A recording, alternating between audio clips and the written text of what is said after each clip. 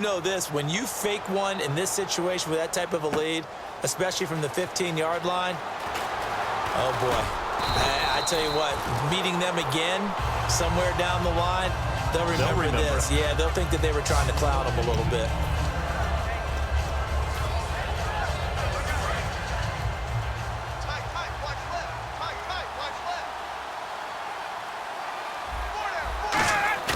Now a play fake here on first down. Escaping the pressure right. And he overshot him there. It's out of bounds, incomplete. Let's look ahead for a quick minute. We don't have the schedules yet for next year, but what we do have are the 5 international games that will be played, 4 in London and then 1 again in Mexico, Jacksonville, Baltimore, Miami, New Orleans, Cleveland, Minnesota, Rams, and Arizona. Those in London, and then Mexico's going to get a great game. The Raiders and New England. Yeah, you're exactly right. And just think about the ones in London. Remember, they're splitting them between the 2 different stadiums in London, so they get a different flavor in all of these places. But Mexico, for the 2nd straight year, the Raiders are coming to town. That should be a whole lot of fun. Should be a ton of fun and a very good matchup. Ryan on the handoff. It's Freeman. And hard running's going to get him over the 40 to the 42. 5 yards is the tally on first down. That brings up 2nd and 5. And there's a run to be happy with. Good, solid yardage. He'll take that anytime you hand the ball to a back. 2nd down following the run.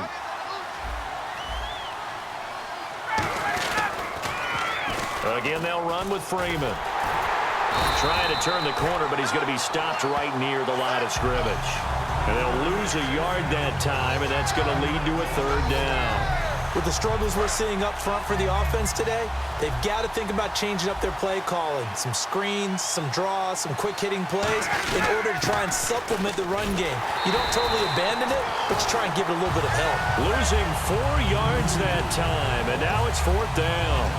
To me, that's a superior play by the backer because he was allowed to, I think, run free on it and make that play. His defensive linemen, they covered things down for him because offensive guys, the linemen, what they're trying to do, as you know, is block the guy at the point of attack and then climb to the next level and get the linebacker. And you're not allowed to climb. You got a free hitter, and that's what we saw there. And a really nice play resulted for them. Well, we haven't been shortchanged on offense. Another fun play to watch there on the deep pass. This game has the feel of, what, a turkey bowl, a Thanksgiving day. You know, when we get together this year, when the Davises and the Gaudens get together, that's what our playbook's going to look like they're drawing them up in the dirt, and so far it's working for both of them. That one good for 16, and the drive will continue. On any given pass play, you never know exactly where your exit points are going to be. On this play, he was flushed to his left, still on the run, able to accurately throw the football for a nice 1st down. Back to the running game. It's Freeman. 2 yards on the carry there. It'll be 2nd down. That's a good play by the guys on the defensive side of the ball. Held him to a gain of 2. And that changes the playbook a little bit now for the guy calling plays. 2nd and 8. Now he's got to probably think about going to the air instead of maybe staying with the ground game. 4 yards on the pickup there as it'll leave him with a 3rd and about 4 more for a 1st.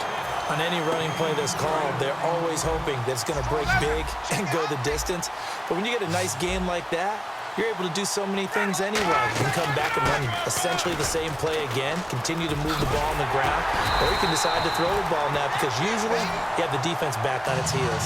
It's an 8-yard pickup, and it leads to a 1st and goal.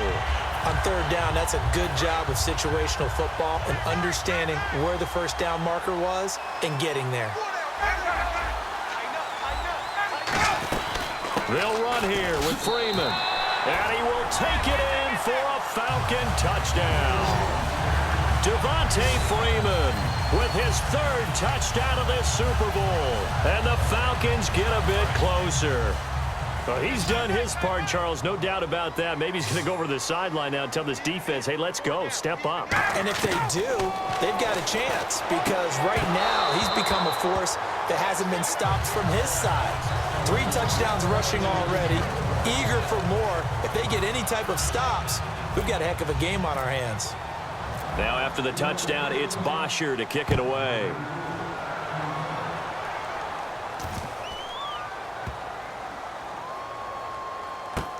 This will be taken to the back of the end zone.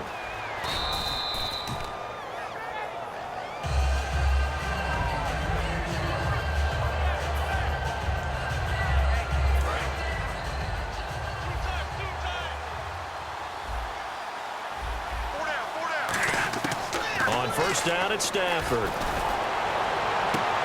He's got a man, complete. The 20, 10, 5, and he takes it down deep into Atlanta territory. Coaches really don't care from what position they get this, but run after the catch ability, rack ability, is often the difference between winning and losing and changing field position. They come out here in the I. 5 yards to go for the offense. First down and goal from that 5-yard line. It's a loss of 5 there, bringing up second. Hey, a lot of points have been scored in this game, but what a nice play by the defense. Stepping up on that one, maybe they'll get things going in their direction after a play like that.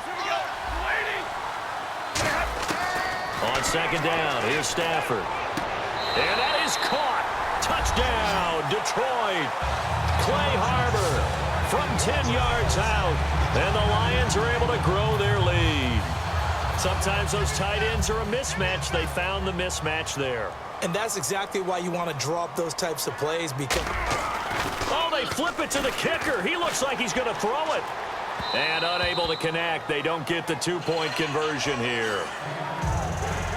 Partner, that type of a lead, and they're going to fake it from the 15 to try and pick up a 2-point play instead of kicking it through the posts.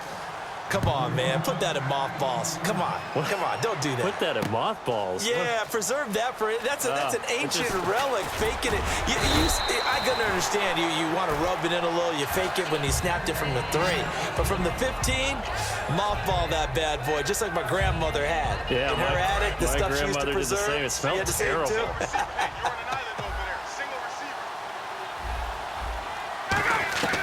Throwing now, Ryan on first down. Sanu with a grab over the middle.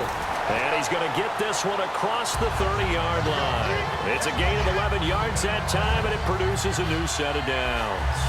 One thing I can say pretty safely, that route is not called if you don't have a guy who can throw the ball and put some mustard on it. Because if you're going to lollipop it in the middle of the field, bad things usually happen. It takes a strong-armed guy who can rifle it in there, and they were able to successfully complete that one. And they get him down, but not before he takes it across the 40-yard line.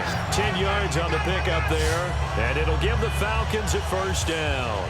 Absolutely love the run right there. This guy's known for his quickness, but also for his speed, and he's able to get to the second level almost before you blink if you give him any type of blocking. Always talk about slot receivers, and they're usually known as quicker than fast. In this case, we've got a guy who's quick and fast, and he used it to great advantage. This drive is turning into an extended one, and the guy carrying the ball, he's becoming more like a body blows guy. Every carry is putting some damage on the defense. So after a while, I'm not too sure how many guys are going to want to run up and tackle him. And this is Gabriel on the catch. Calling the game.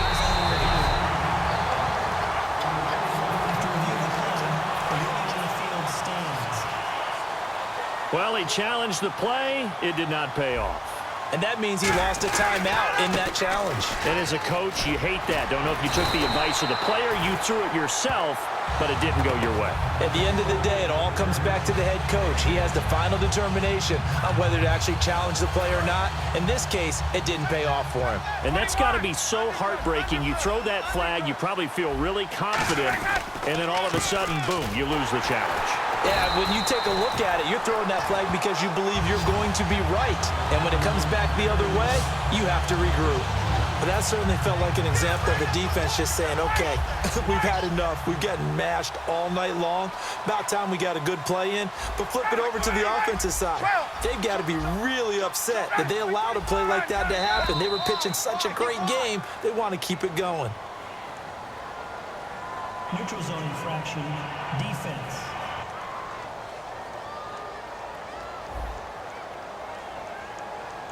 So a little jumpy there defensively. Ref caught him in the neutral zone. 5-yard penalty.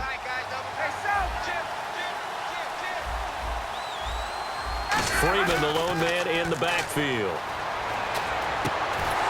And the hit jarred it loose. It's incomplete.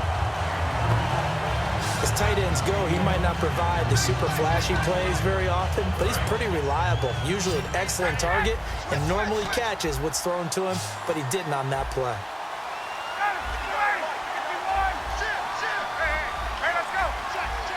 So 3rd and 7 and an extra defensive back on the field here.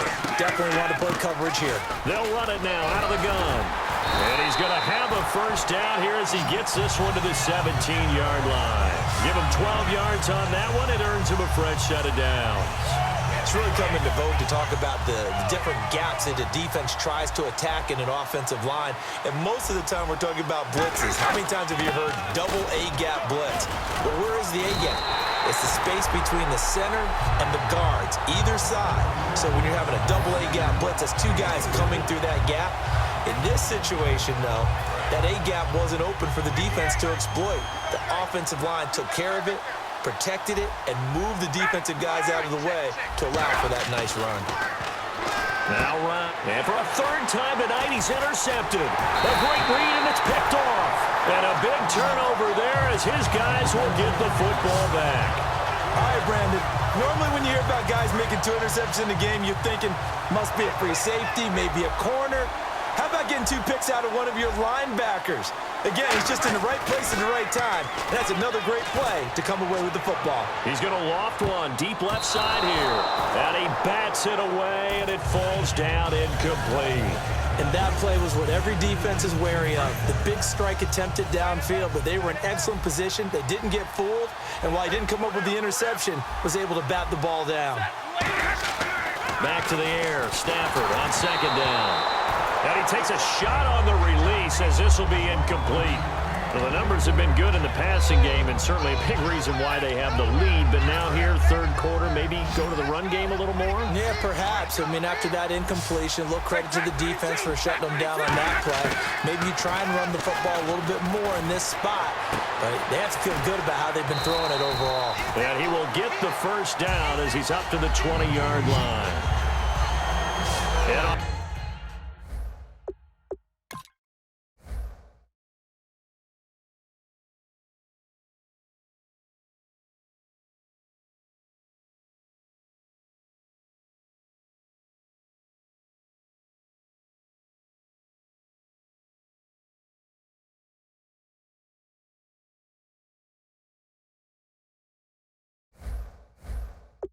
And that last play there, he's over 400 yards passing now. You know what that generally means?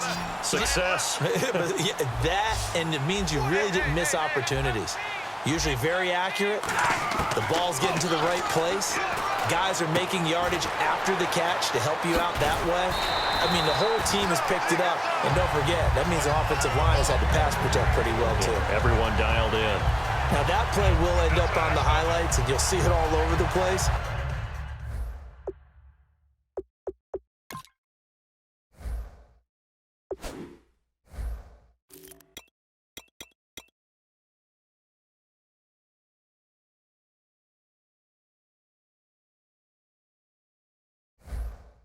But what you won't see, the offensive line that bought the extra time, that allowed for the big completion downfield, those guys made that play possible.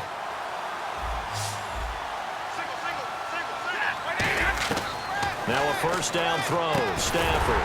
And a reception made over the middle. This is Bolden. 5 yards on the catch there. Brings up 2nd down. What terrifies defenses when they see slant routes thrown is that the receiver is on the move, and oftentimes he catches it and gets upfield. Does a really nice job rallying to him and stopping him for a minimal gain. To the air again. Stafford.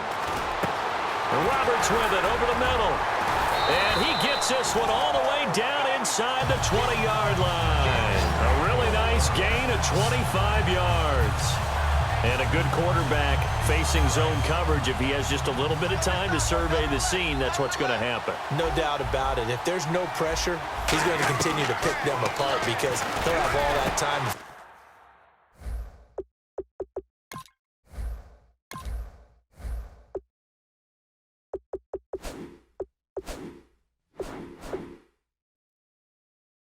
Find someone open downfield. You can only... And he takes this one in for a Lions touchdown. Eric Ebron, an 18-yard touchdown grab.